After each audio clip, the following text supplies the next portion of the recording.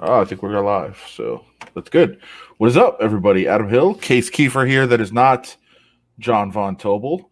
How are you doing, sir? You are. I'm gonna say you are just as analytical, so you fit in with the smarter than you brand, but not as obnoxious as myself and John. Oh, I didn't even know I was the JVT fill-in. So now I know I have big shoes to fill. But yeah, thanks for letting me know the expectations here. I'll do my best. We usually we're very obnoxious about our analytics and our nerdiness. As Brady said, very small shoes to fill in this case. But yeah, we're going to dive into the draft. There's a couple other obvious stories going on in the world right now, in the sports world, that we'll jump into a little bit. But mostly draft talk here as we recap what we saw this weekend. And I'll just throw it to you right away before we get into what's up, Juice. Before we get into some more of the breakdown. Okay, well, this is fair. Since Brady asked this, we'll jump into this question. First of all, different ages, so you feel differently. I would say I'm the only reason Case is doing this is because King can't talk yet. Well, I mean, he can scream gibberish. Does that count? Sure. So yeah, it's different stages of life to answer that question, Brady. Like there's stuff that you can do with JVT's kid with Diego. Like we walked around the the studio a little bit, saw the fish, checked that out. That was fun. Me and King like to hang out. Like, I like to hang out with him. He doesn't like to hang out with me, but he's just at a different stage. What's with the low blow from Ryan here? I mean, not that I have anything against JVT or I'm calling him a dumb guy, but I'm not an idiot. Well, he's not as bright. I guess he should have had me on another night. Not smarter than you. Well, you're more likable though. That's good. It wasn't a total dig. Yeah, I don't know. Wait, would you rather be the wrong way? Would you rather be smart or likable? I think I'm probably neither. So, but I'm shooting for both. You get what I'm saying about the kids being at a different stage, though. Oh yeah, definitely. Diego's like a small person. King, as much as I love him, like he's not really a person. He's just like a thing right now. A thing. Yes. I mean, he's a showpiece. When he's around, everybody wants to see him. Like he's by far the attention grabber, the life of the party. Everybody loves him, but like you can't talk to him or anything. Yeah, I mean you can. He's just not going to say anything bright back. It's going to be blah blah blah, screaming, maybe a shriek. Sure, but I mean, Hill and his homies shout out. I like that. I coined that like 10 years ago. It lives on apparently. Yeah, that is true. That was a good. That's a good name for sure. So who did King think had the best draft this week? Oh, I actually didn't ask him. I'm trying to think if he had any big reactions or if he was screaming while I was trying to do anything. I only remember him screaming during one of the Raiders Zoom calls. I think it was day 2, so it was probably Mooring. So maybe he's just a big Trayvon Mooring fan. I don't know, which was probably the Raiders' best draft pick. So I don't know team-wise, but I think that was his favorite singular pick, I believe. Were you unmuted when he was screaming? No. I just meant in general. I mean, I was trying to record it so I could transcribe it, so I was just hoping. He never screamed when I was unmuted, luckily. Okay, well, that's fair enough. He has the one shooting. We do this weekly thing on the ABC affiliate. And one week, I don't know, Tracy wasn't here, and I was like, all right, I'm just going to hope he's quiet for like 10 minutes or however long to record, and he was just screaming and talking in the background. So I think he definitely has been heard on television or Zoom or whatever before. And by the way, to Brady, just to go back to Brady's question between your kid and JVT's kid, there's also the Okamoto kid is in the mix. There's a lot of kids that are in the mix for like superstar child that are being raised up right now.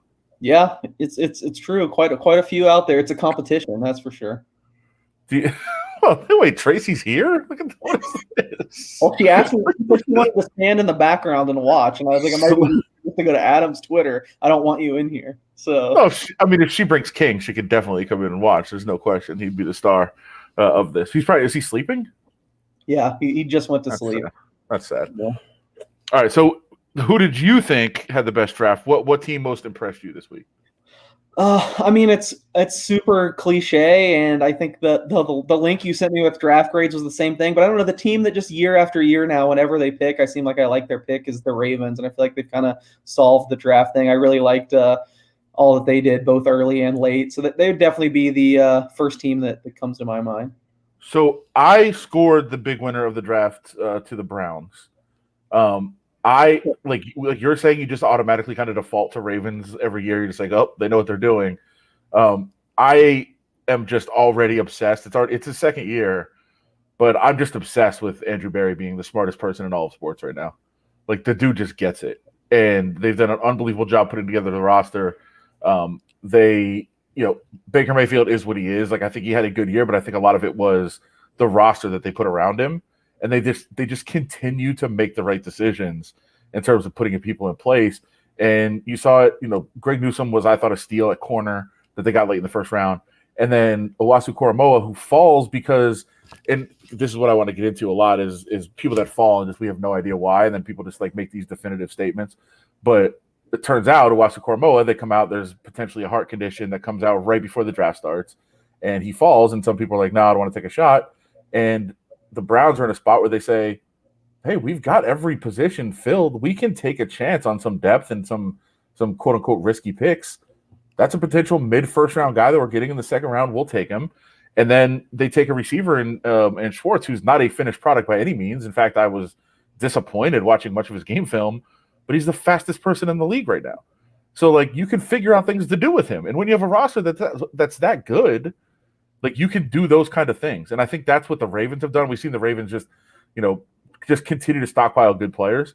And that's what I think the Browns are doing right now, too. I think that they are just a step ahead of most other franchises.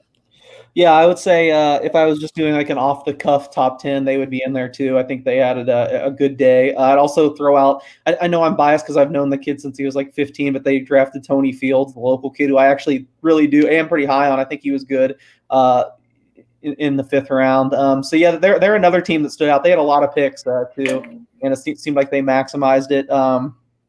I'm with you. No, and I love those type of picks where like you have the faller and you have a complete roster and you just kind of take a shot. I feel like the Ravens kind of did that too way later with Sean Wade, who I know is a polarizing prospect, but I mean, bottom line, he was going to be like a top 20 pick a year ago and they got him in the fifth round. Probably bad for the Raiders, but I feel like the Chiefs kind of did that too. They got the Smith kid in the offensive line in like the sixth round. He only dropped supposedly some lung issue, which maybe it doesn't work. You spend a sixth round pick on an offensive line, you need to upgrade.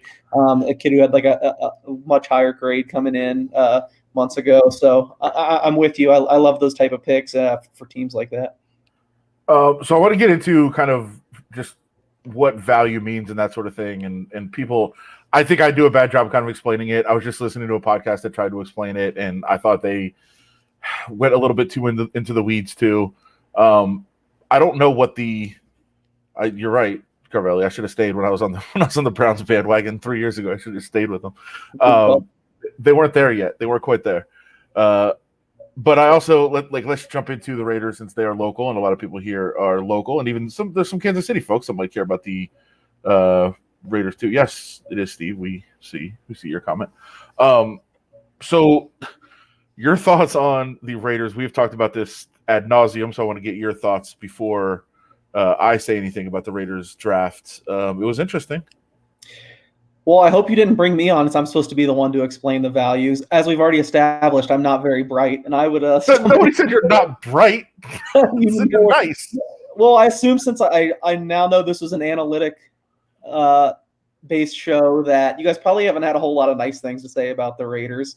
I wouldn't say I hated their draft, but it does seem like another thing where they just don't really comprehend the league value of players. I think Leatherwood's going to be a nice piece. I think he's a starter. It's going to be fine right away, and I actually think he probably might even be less of a reach than some people are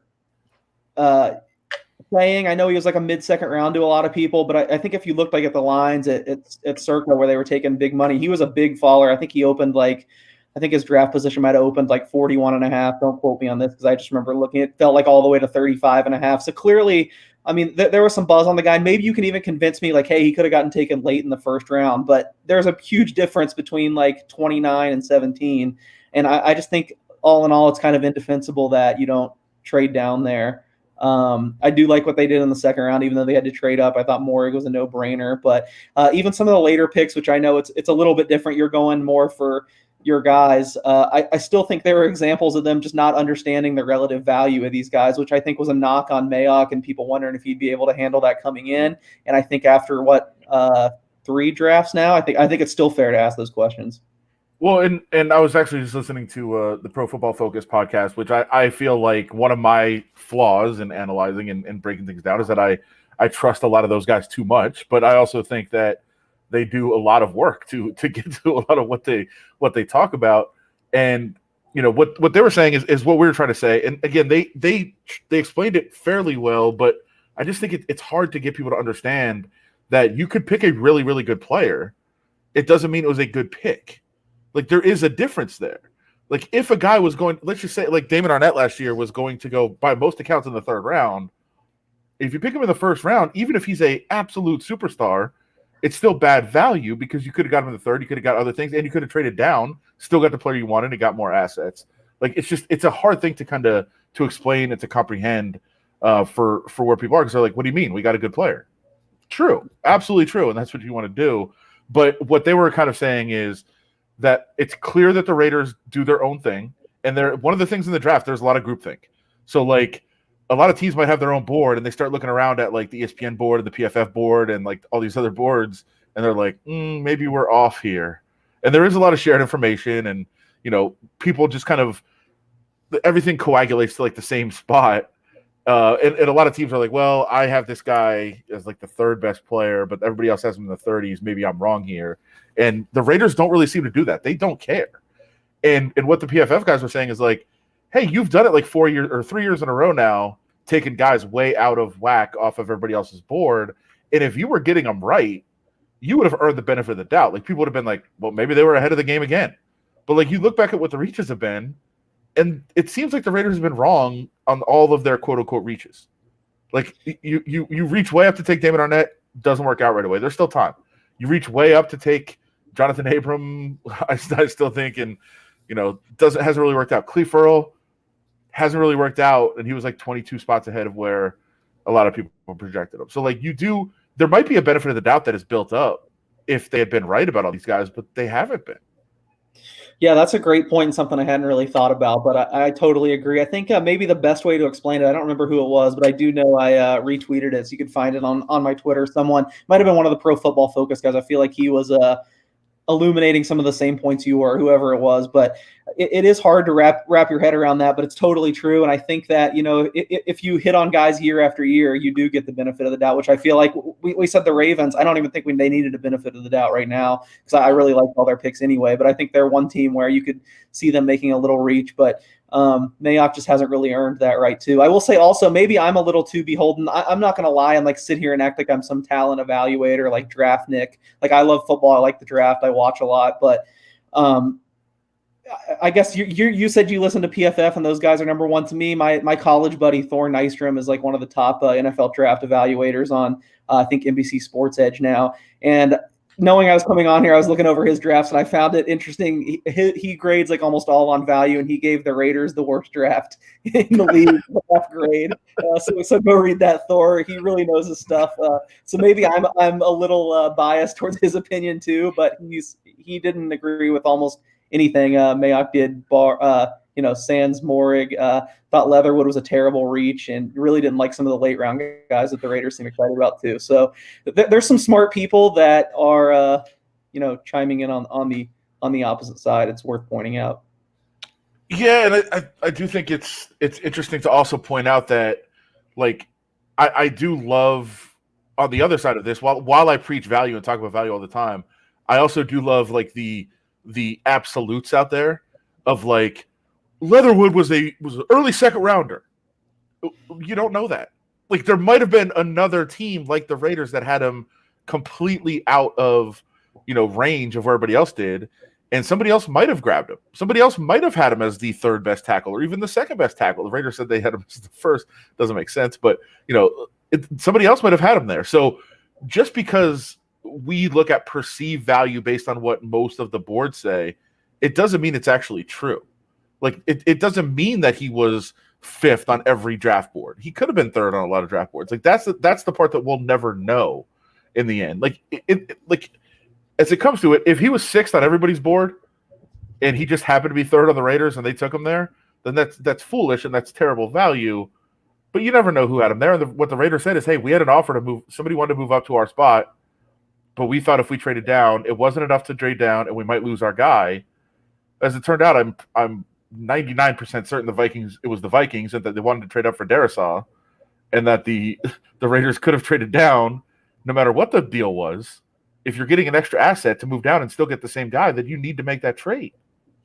Yeah, and that's just a lot of hubris too. I think you have to. I mean, no matter how great the scouting departments have got, and how much you think you've mastered the draft, which once again the Raiders haven't mastered the draft. We've seen no evidence of that. There's got to be some hubris to say, oh, we have to have this guy. I think you have to accept like just the inherent, the error in the draft. If you don't get, I mean, who's to say Leatherwood or Darisaw? I mean, Darisaw is a much bigger prospect, but you trade down, you acquire some more assets. If you lose out on the guy you really wanted, I mean, it's disappointing, but you're not going to tell me that if you really have all these guys looking into the grades and being all over these guys, that there's this big of a gap between Leatherwood and the next 2 or 3 prospects. I just, I don't get it. I don't like it at all. And lastly, since there seems to be a debate on my hair, I have plenty of hair. I don't know. You guys think I'm bald? You're getting too caught up in the comments. Don't bother with them.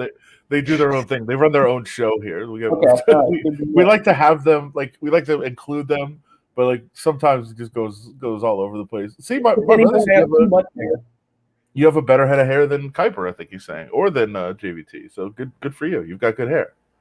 Now you are, I believe, wearing an Alabama hat. Does that impact your thoughts on that?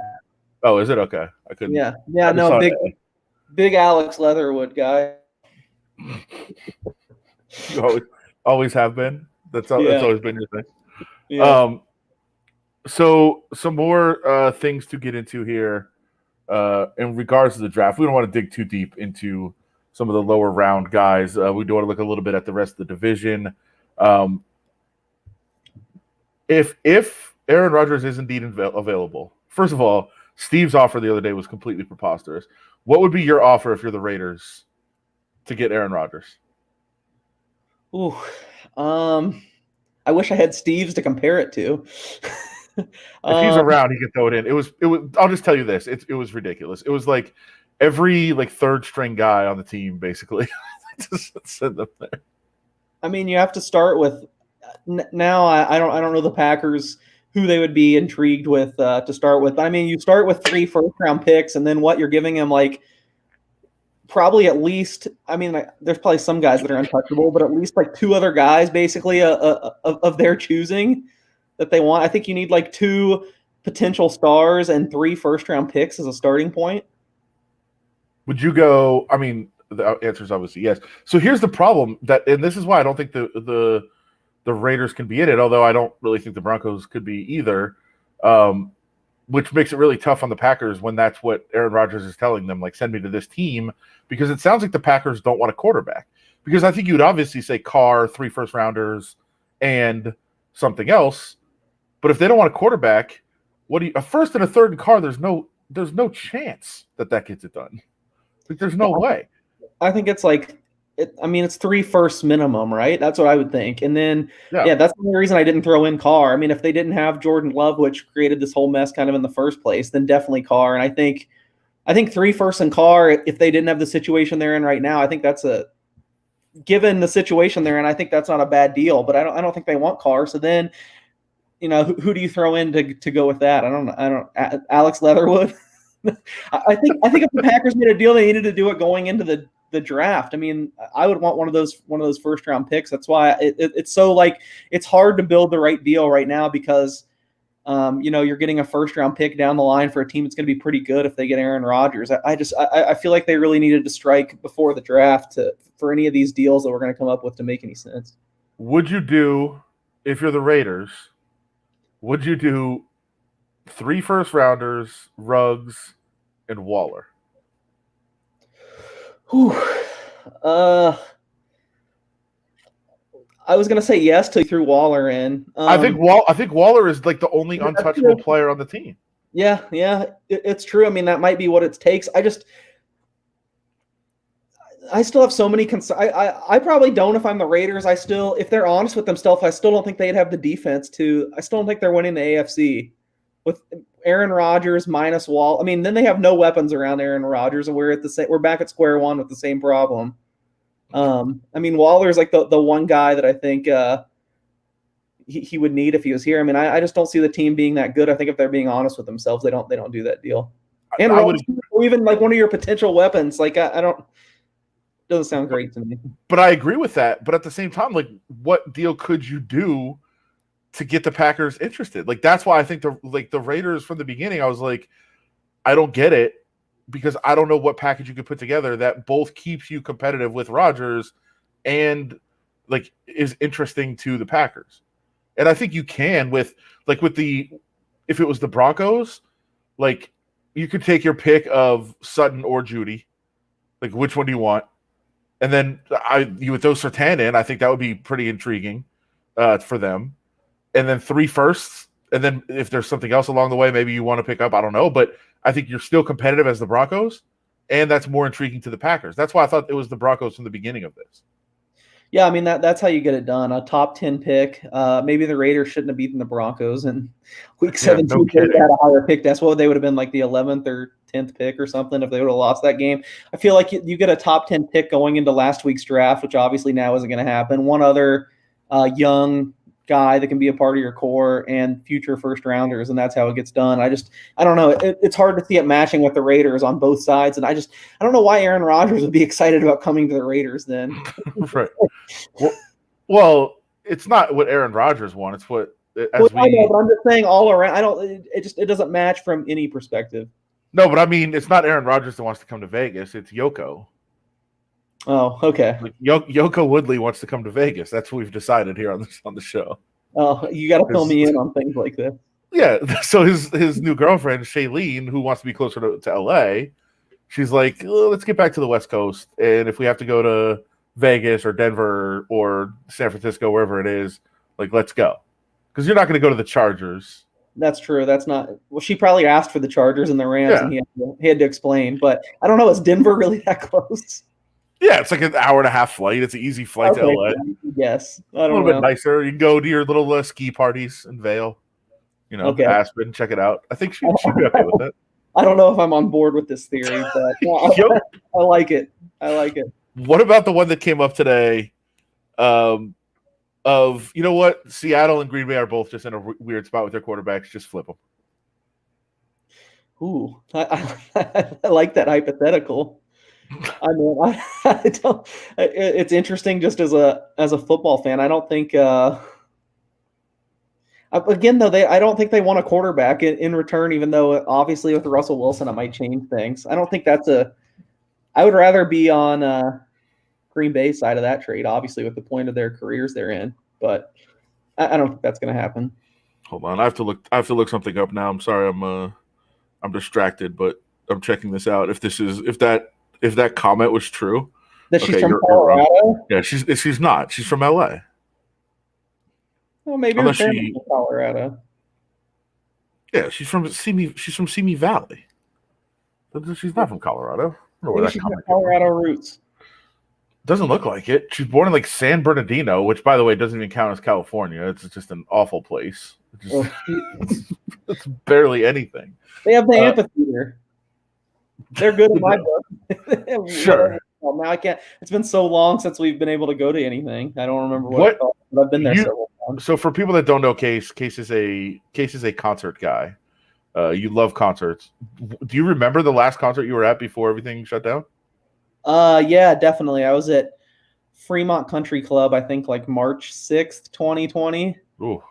Yeah, for the Wonder Years and Spanish love songs. I know this all means a lot to you. Yeah, that's a TV show. That's not a band. Yeah, it's a band too. Yeah, and then everything shut down like 2 or 3 days later. Do you have is there tickets for like a first concert back? Like, is there something you're going to? Nothing concrete. No. Still. Ooh.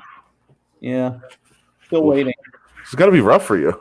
Yeah, it's an adjustment. A lot has changed, as you know, Adam. So we'll see. I don't know if I'll ever be as high volume wise as I had been the last 15 years, but Are we'll you see. gonna drag King to the shows with you?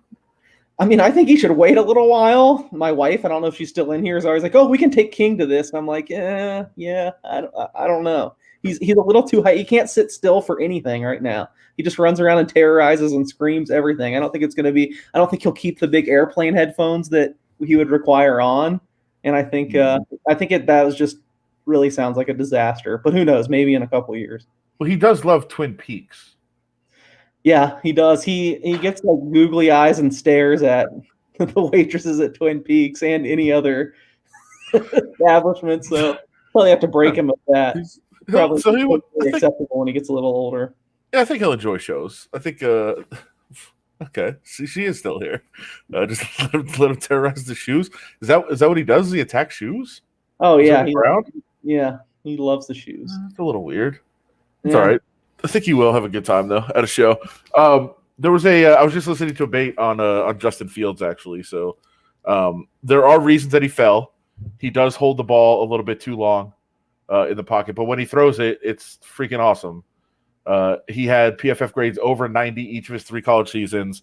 It was actually interesting listening to their comparisons for him at the next level, which guys that hold the ball a similar amount of time that also have as low a turnover rate, which basically is not taking chances, is the kind of the knock there. Because you don't want to, you're holding onto the ball instead of releasing it and potentially taking a chance at an interception. But the comps at the next level I thought were very intriguing. It was Russell Wilson, which makes a lot of sense. That's kind of who he is. Ryan Tannehill, who has been really, really good the last 2 seasons. Jacoby Brissett, who, okay, I think he's decent. And something that'll make other people here laugh on this show. The other comparison that they made for somebody who's been successful with this is Tyrod Taylor, which is a similar type of quarterback. So that was the comps to Justin Fields. I think the Tannehill one was the one they thought was the closest. I think that's a pretty fair comparison. Athletic, can definitely make plays with his feet, but holds the ball too long and takes too many sacks and doesn't really throw interceptions. And we've seen Ryan Tannehill, after he got away from Adam Gase, he's been really, really good. So I think if that was the guy, I think the Bears are going to be very happy with it. Yeah, Brissett's the only one I don't really see in there. I don't know that they know way more than me, so they're probably right. But I can't really see that one. I love Justin Fields. So right after I hate on the Raiders for getting too attached to their guy. Sorry. And Brady's right about this. It was Aaron Rodgers too. Aaron Rodgers is on there also. Okay. Because he's also similar in that holding the ball too long, take too many sacks, and doesn't really turn it over. It's another one I can see more than, I don't know, Brissett seems out of left field to me. But anyway, I love Justin Fields. If we were ranking the top drafts, the Bears would have been up there for me just for that. Now, I know they gave up a lot to trade up, but I just I don't know. I look at him as, one of my favorite prospects. I thought he would be, obviously Lawrence had to be one, but he would be my number 2 quarterback in the draft. I think Lance might have the highest upside of anyone. I'm not a Zach Wilson guy at all. I loved that the Bears went and got him. I know it kind of seems like it's a course correction for, their sins in past drafts. And like you said, he has some flaws, but I don't know. I'm a big Justin Fields guy. I love the pick, and I thought it was what the Bears should have done. How much credit do I get for my mock draft saying they're going to trade up, but not having the right pick? This was a debate that I was having with some coworkers. Who'd you have them trading? Who'd you have them taking? I had the Bears trading up to take Justin Fields, but trading with a different team. Oh, you get a ton of credit for that. Then I thought you meant you had them trading up, but not the right player. I think the right player is like you get 80% credit, and then the trading up's like 20 or something, or somewhere in that range. I give you a lot of credit for that. Good, I'll take that. I mean, I had them trading up much further. That was the thing. Was he linked? I didn't follow all the pre-draft stuff probably as closely as you. So I mean, it totally made sense to me, but I hadn't heard a whole lot of buzz. Just for me, Case, I'm all over it.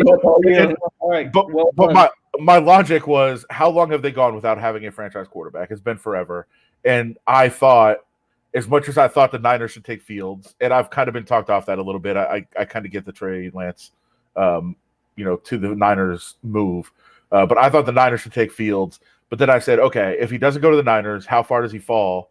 And if he starts to fall to that range, like 7, 8, 9, 10, then the Bears, sitting where they were, have to start thinking like, okay, like we need to make a move here. Like we got Andy Dalton. He's not he can play for a year, but he's not the quarterback of the future. Like how much is it going to cost us to move up? And I just thought it made a lot of sense for them to finally just say, okay, let's go.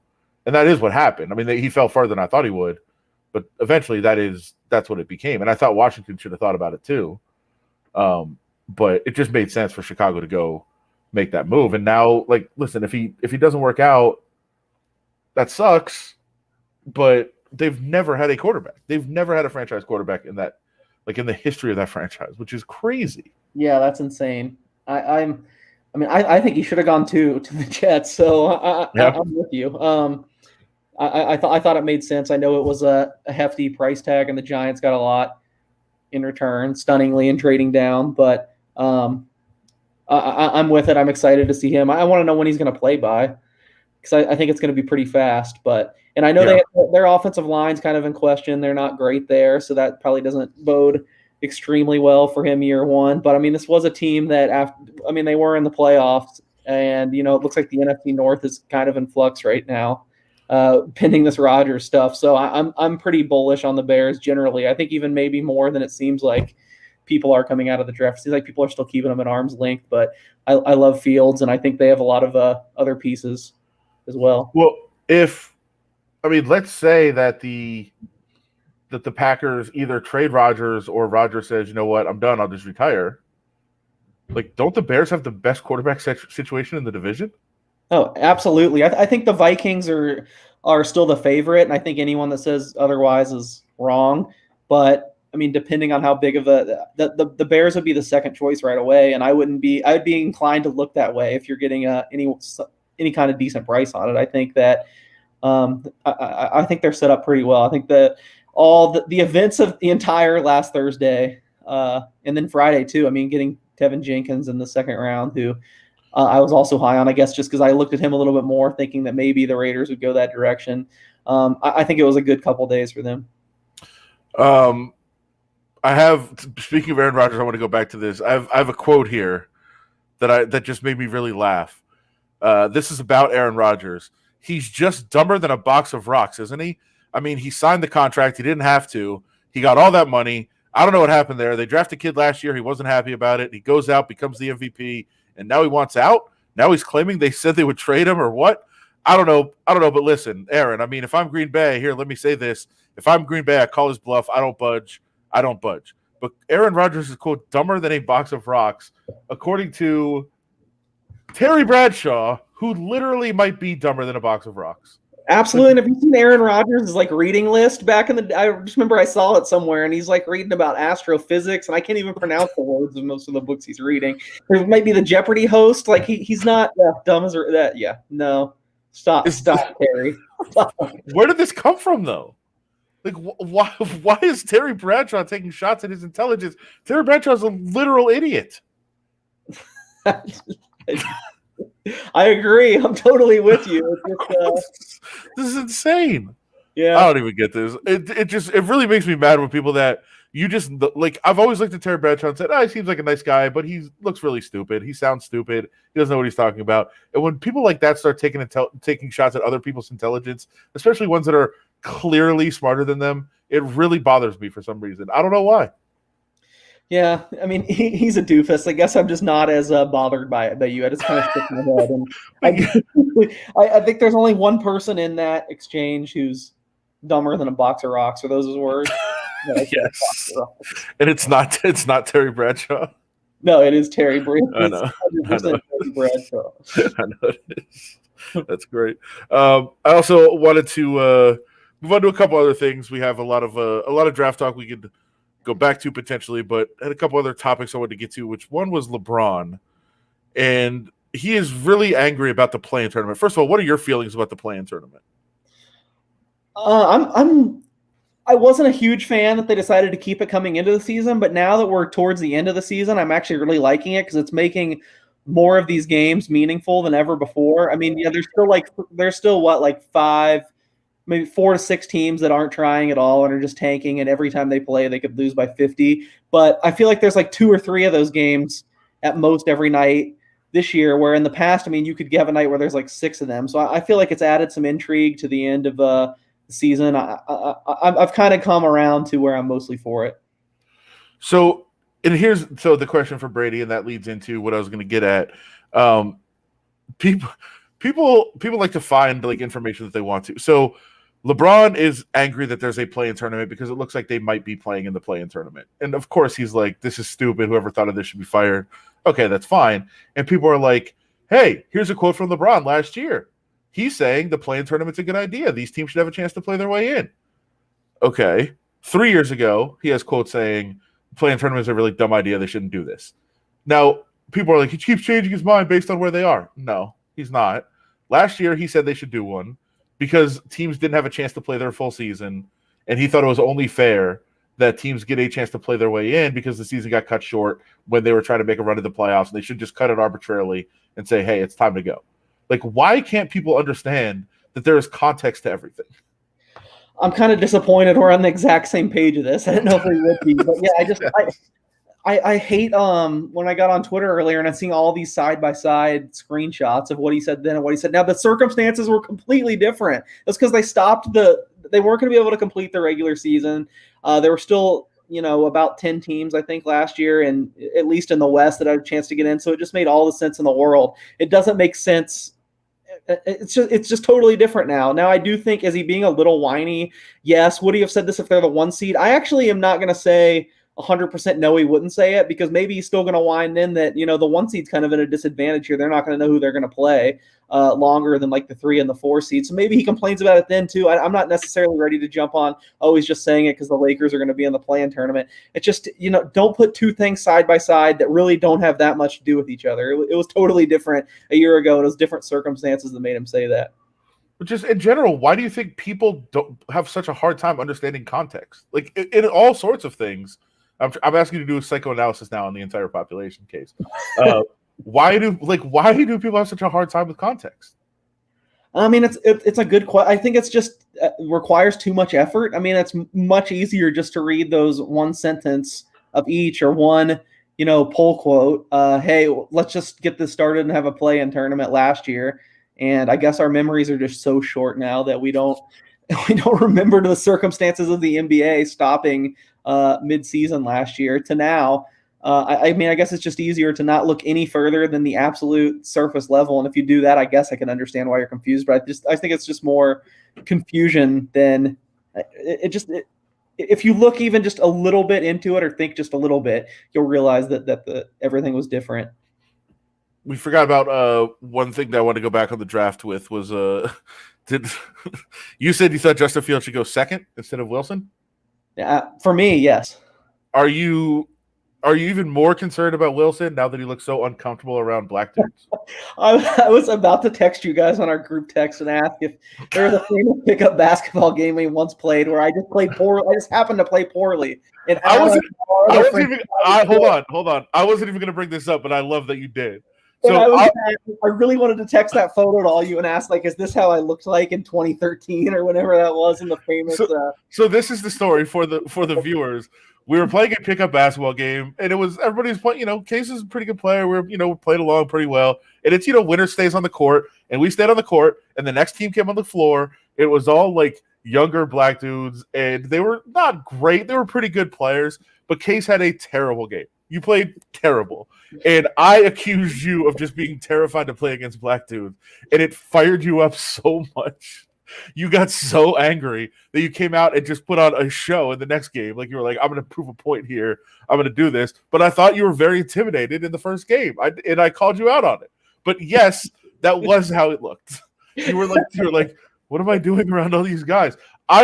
It's funny, but I also think like there might be something to it.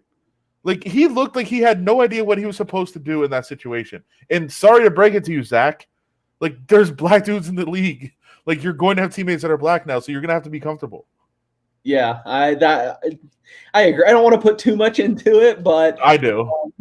I think there's a little something there. I mean, I think the easy narrative that everyone like reached for was how's it going to be going from Utah to New York. I guess that's one microcosm of that too. But it's just like, I mean, this guy had one great year, which is always kind of a red flag to me to begin with. But he also had one great year against, not his own fault, but a schedule that really wasn't all that great. I mean, the best games when he played the best opponents, he was kind of ordinary. I don't get the Zach Wilson. I don't know. I could be totally wrong. Maybe he is the Mormon Mahomes, or whatever people are saying. But there's so many red flags with this guy, and I guess you can just add his reaction to posing for those photos. It was hilarious, but I relate from my pickup basketball experiences. But Case, he made that throw running left and throwing right all the way downfield, so he's clearly going to be a superstar. No, yeah, absolutely. And he wore the headband that doesn't really even make any sense to just one any, but time, place, team, whatever. Zach Wilson, we played it on the show last week, but I'll give it to you. I'll tell you too. He really is that kid, that white kid that was in the dab line that just had no idea, like what all the other kids. You've seen this video, right? Where like all these kids are like dancing and posing, and they dab at the end of it, and they tell it's the white kid's turn, and he's like, I haven't seen it, no. But all right, I'll send it. I'll send it to you. It's one of my favorite. It's one of my favorite gifts of all time. It's just absolutely incredible. I will send it over to you after the show, and you can check it out. And you can use it all the time going forward. I had a couple other things here before we get out of here. Kyle Shanahan tried to go with the ridiculous answer last week about who's going to be your quarterback going forward, or who you're going to draft, and are they going to be starter? How are you going to handle Garoppolo? And he said, we don't even know who's going to be alive on Sunday. Like, okay, Kyle. So then his entire team apparently all texted him Sunday to let them know that they had survived until Sunday. Is this a good sign that they're so comfortable with their coach they can mock him in this way? I mean, I think they should keep the mockery up. I think they should be texting him every day, like just checking in or alive. I woke up today. Yeah, exactly. I'm awake, coach. I love that. I somehow missed all this until you sent me that, but I very much enjoyed that story. And yeah, it is a good sign to me. I love this 49ers team. I didn't really know how to feel about Lance, but I hold Shanahan in very high regard, and the fact that he was their guy and they created this huge smokescreen makes me bullish on him as well. And I very much did enjoy the story. What do they do with Garoppolo? That's a good question. I mean, keep him around. I think as of right now, they've said he's still starting, supposedly, right? I mean, we'll see. Yeah, I mean, not for the whole season, obviously, but I mean, what are the options? What else are you going to do with him? I mean, he's kind of in the same situation as all these guys when you take someone up that high. Well, you're going to be paying him too much, first of all, to really like bench him. I mean, I think you can't sit him on the bench and make $25 million. Like, you have to try to get rid of him. Yeah, well, good luck with that. I don't know. I don't know his contract details off the top of my. When can they conceivably get away with him? I think it's after the season. After the season, okay. But I guess you could hold on to him for a year, but it just hamstrings your franchise so much when you have, especially a lower cap, when you've got this just this parasite eating up all this money. Absolutely, yeah. I mean, but hey, they got their guy they wanted, and I don't know. I guess you deal with the fallout from that. Maybe the Packers should have taken that deal, assuming if they offered Garoppolo, and I guess then they'd have the Garoppolo issue and 3 first-round picks and something else. Who knows? We are going to get out fairly early, but I did want to talk about this again because we did it earlier on the show, and I don't think you're a coffee guy at all, right? No, not a coffee guy, not at all. Not a Starbucks guy, but go ahead. I might have some. Did you see? I sent you the order. Did you see the order that this person made at Starbucks? I did. I sent it to Tracy. I don't know if she's still watching, my wife, and she said it was fake. And I was like, "There's no way this isn't fake." No. And then like 25 people responded. Honestly, because I'm not a coffee guy and not a Starbucks guy, I didn't know this level of customization was around. Maybe I should get into coffee. I'm just going to. So it's barely even coffee at this point. It's a caramel crunch frappuccino, which Okay. is just a preposterous order, and there's so many things added to it. But I think we can get into more, like not necessarily the coffee aspect of it, but like the ordering aspect. Because first of all, here's what really bothers me: it's a mobile order. So what I said on the show was, okay, if you have to go into Starbucks and you have to tell them your order, and you have to say, I'll take a venti caramel crunch frappuccino, 5 bananas, extra caramel drizzle, extra whip, extra ice, extra cinnamon dolce on top, 7 pumps added dark caramel sauce, extra caramel crunch, 1 pump honey blend, extra salted. I don't even know what this one is. 5 pumps of frappuccino roasted coffee, 7 added frappuccino chips. Like, if you have to go in and order that, that's enough punishment to me. That like you have to go say all these things. Like, okay, that's public humiliation. That's fine. I'm cool with that. But like, if you have it on your app and you just have to type it in one time and then auto reorder every time you go in there, like now I'm pissed. It's like now you don't have to go through the process. The person has to go through the process of making this, but you don't have to go through the process of ordering it every time. Like that's obnoxious to me. I could say, how do you even know? I agree with one of the comments. How do you even know all that stuff's in there? There's like all That's these fair too. numbers for everything. I feel like if I'm gonna do that, I would tip them extremely well. True. I mean, I guess you're probably encountering the same people every day, so maybe if you just like double the price and tip them that much every day, it's still ridiculous, and I don't know. It's hard for me to even think of as I didn't know you could do. I didn't even know you could do stuff like this. So it's really hard to wrap my head around. It's absolutely ridiculous, and some of the follow up ones were just as bad as the first one to me. Oh, some were worse. Yeah. But like one person had like 4 different milks. You're like, come on, you pick one fucking milk. That's how we're doing it now. You're not going to put 2% whole milk, skim milk, caramel milk, whatever milk, coconut milk, like one milk. That's all you get.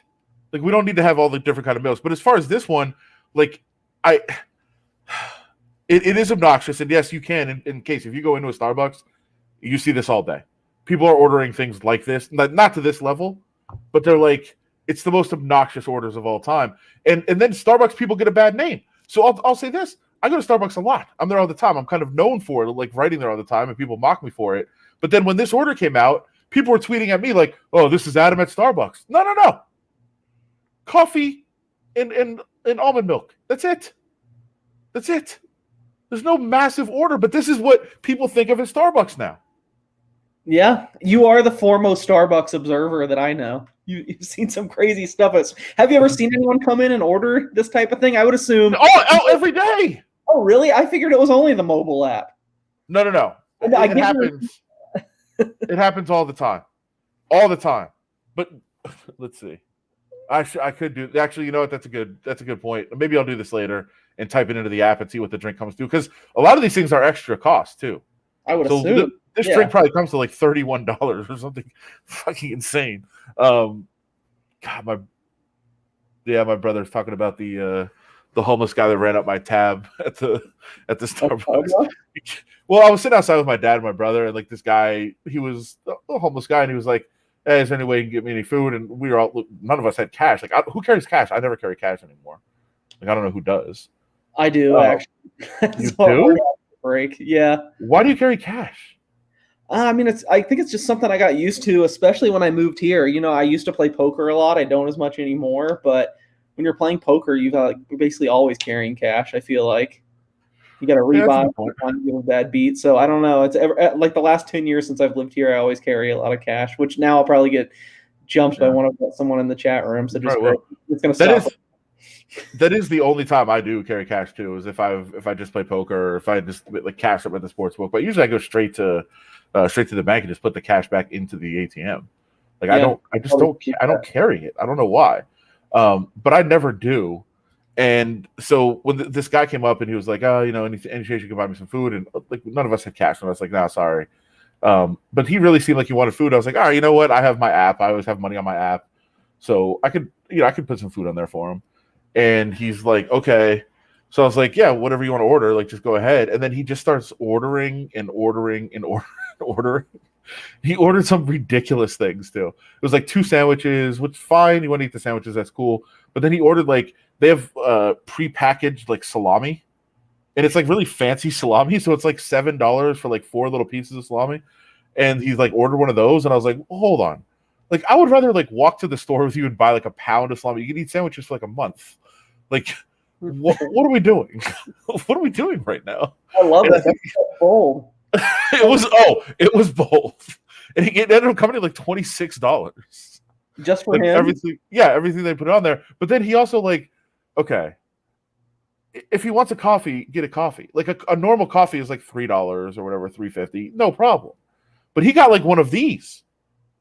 He ordered like 2 whipping creams. it was like I think it was like a mocha frappuccino with like extra whip, like 2 shots of like espresso, whatever he was getting there.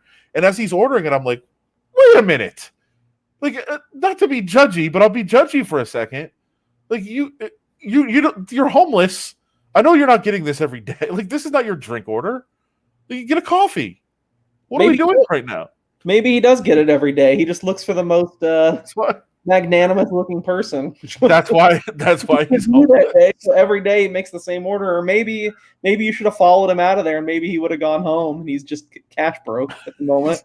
He goes home to his wife, and he's like, I got suckered somebody into another mocha frappuccino with the extra whip today. Exactly. Way to go, me. Yeah, I'm sure that did happen. I will just say a couple things. First of all, everyone, if you're going to Starbucks, and I did this on the show every day. If you're going to Starbucks, and especially now, like at times when you can't go in anymore, really, like please use the app to order ahead, so the lines are not 2 hours long at the drive-through window when everybody has to go to the drive-through window. Please just order on the app, and then it's ready when you get there. Also, don't do this. Can't see it. It's the order that we were just talking about. Don't do this to your barista. Like just order like the 2 things tops. That's it. That's the one we were just saying earlier, which is completely ridiculous order. Like don't do that to them. And if you do, as you said earlier, please tip them like incredibly well, because they don't deserve to have to, when they're making 75 drinks like every hour. They don't need to make this ridiculous drink for you. Like just order a normal drink. That's all I ask from people. Keep me posted when you put that in the app. I don't know how much that costs. I'm going to do that. You do order special at restaurants though, because you don't eat anything. That's true, but it's literally like I'll take the cheeseburger with no lettuce and tomato. It's not exactly add 3 slices of cheese, some barbecue sauce, blue cheese. I feel like I'm not that high maintenance. Maybe I'm wrong. Maybe I'm part of the problem, but wait, do you order? I usually just order chicken fingers or something. So. It's true, but no sauce. No, I like sauce. You got me confused with Gramala. Gramala's no sauce. Yeah, our actual our office app opened back up today for the first time forever, and I went there and met a bunch of people that have worked with me, I guess, for technically a year. And I don't know why someone came up like, "Oh, what do you eat? Like, what kind of food do you like to eat?" And I was like, "Just you see, Mike, I eat about 15% more than him, 10 to 15% more than him." So barely. Yeah. Like you have to like working with Gramala though, because you're not like the freak. Oh, for sure. No one can ever make fun of me again. We both got interviewed for a story by a former colleague, Sarah Feldberg, who I think's at the San Francisco Chronicle now, about picky eaters. And it was like a big story about picky eating people. When she turned it into her editors, Mike was like the lead of the story. He was probably the star of the story, and her editor said I was not picky enough to be included. So now anytime people give me any grief, just say I'm not quite that picky. Is this true? Do you drink water at room temperature? No. Who drinks water? Is that like a psychopath that you remember you don't see them as much anymore, but like the water cooler things that have room temperature or cold? Does anyone go with a room temperature? Why do they have them? That's what I'm saying. Gramala probably does, but yeah, he probably does. Actually, that's a fair question. Did Sarah's lead get her death threats? Whose lead? Sarah's lead on that story. Brady is obsessed with leads that get people death threats now, just because something that may have happened last week with me. Oh, I gotcha. Oh, I do know that my wife had a business meeting for a potential client that I don't know somehow is involved in MMA, and she said, "Oh, my husband kind of covers MMA." So I was like, "Oh, it better not be Adam Hill." Oh no! Oh no! A couple days ago. What a disaster! She defended you for the record, though. She did? Yeah, she said, "Oh no, he's one of my best friends, and he didn't do anything wrong." Did she say how? I would have tried to build the event or whatever. I would have been like, "Yeah, f that guy." Can you believe? So would I. I'd give her full permission to turn on me if it helps her make money. Yeah, it's totally fine. Yeah. So let's see. So wait, if tepid rules, are you saying, Kent? Are you saying that you would go the room temperature water? Is that what tepid? Is that what we're saying tepid here? I don't know. Oh, I think yeah, I don't know. I'm confused as well. All right. Well, that might be a good thing to end on. It's perfect. So you wait before we get out though. You said you have we said earlier, would you come on the podcast? You have a new schedule. So do you now have to change how you sleep because you have a baby? Basically, I think this is actually a topic we discussed the last time I was on. Because we were giving Gramala, we just give Gramala crap about everything. I probably still stay up later than him, but I think Gramala said he went to bed at like 10 p.m. and you and I were like, why would you ever go to bed before like 2 a.m.? Like there's no point, it doesn't work. But unfortunately, having a child has changed that for me. I usually am asleep by, I'd say about midnight, just because he wakes up early and I'm exhausted if not. So it's carved a couple hours off of my late night time, and I swear I sleep the best in the morning. So that's been a hard thing to get used to, but it's just the situation right now. Kind of sad, actually. I wouldn't say it's sad, but it's just a little different. I mean, you say things will never change, but eventually something comes up and it does, I guess. Well, so do you? Is that why you have a mustache? Also, like you just don't want to shave? Yeah, I never like shaving. Okay. I mean, there's no I have to wear a mask everywhere. There's no I don't really have any desire to shave every day, so I just do it every few days. And it's the end of the day too. What I no offense, I wasn't going to shave to come on the Smarter Than You show. Does JVT do that? What? I'm sorry if I didn't live up to his of course not standards. Of course not. He does have a cat that jumps around in the background all the time, so you missed out on that. I mean, you didn't bring that to the show. I'd probably be sneezing through the screen because I'm me too, for sure. Now, do you at some point does the kid get old enough that you then get to go back to how you want to sleep? Well, then he's gonna have school and stuff, so probably not, right? That's Tracy's job. More ahead. I think it's a strength that I'm not like the super planning. I didn't have like notebooks full of what parenthood was gonna be like. I kind of just figuring it out as I go. But I'm pretty sure that school is gonna be something in the future that I'm gonna have to deal with. So. Oh, this sounds awful. I feel for you. Just, I think one day, I think you can convince the kid to stay up late, right? You can just tell King like bedtime is 3 a.m. That's when we go to bed. Yeah, probably. Yeah, that's what it's going to be in the summer for sure. I like it. Yes, as Brady said, it's the fuck it method of raising a kid. That's the way to do it. I think it's solid. So, Case, where can people follow your work? What do you have out there and that people should read? LasVegasSun.com, Las Vegas Weekly. You can catch our sports stuff every week in the weekly. Got a lot of working on a lot of Golden Knight stuff that's going to come out with the start of the playoffs. So check that out. Check out LasVegasSun.com. Just my name on Twitter. I don't really tweet that much. I'm really not on social media all that much. Maybe I should change it. Maybe if I start getting more invites to the Smarter Than You, I'll start being more reachable on social media. But you're gonna drop this comment right at the end, Mark, that Leonard was a bum today. First of all, I believe this is the first time he's given up. The second time he's given up more than 2 goals since he returned from injury, like 2 months ago. Everybody has bad games every now and then, and also yes, he had some bad goals, but God, the team played like garbage. They did not play well in the third period, so yeah, he sucked. But relax. Did you watch? I caught a little bit of it. It was not a good night for him, but it's a long season. I'm still on the debate side. I'm still on the Leonard side. Yeah, don't really need to get into that right now, but I am very intrigued by another comment. Because if you know me, I'm a gigantic Survivor fan, so I'm totally in on this voting other people off. I don't know who's going to get voted off. Wait, where was I didn't even see. Oh, Brady says I need to be on more often. Can we vote others off? I figured I was like banned because both times I've been on, it's been totally off the rails. One time I contributed quite a bit. The other time I didn't. Wait, what? How did we get off the rails? I think we had a member of the show on that might have been a little inebriated. Oh, yeah. was the first time. That was Jared. Jared got banned for being too drunk on this show.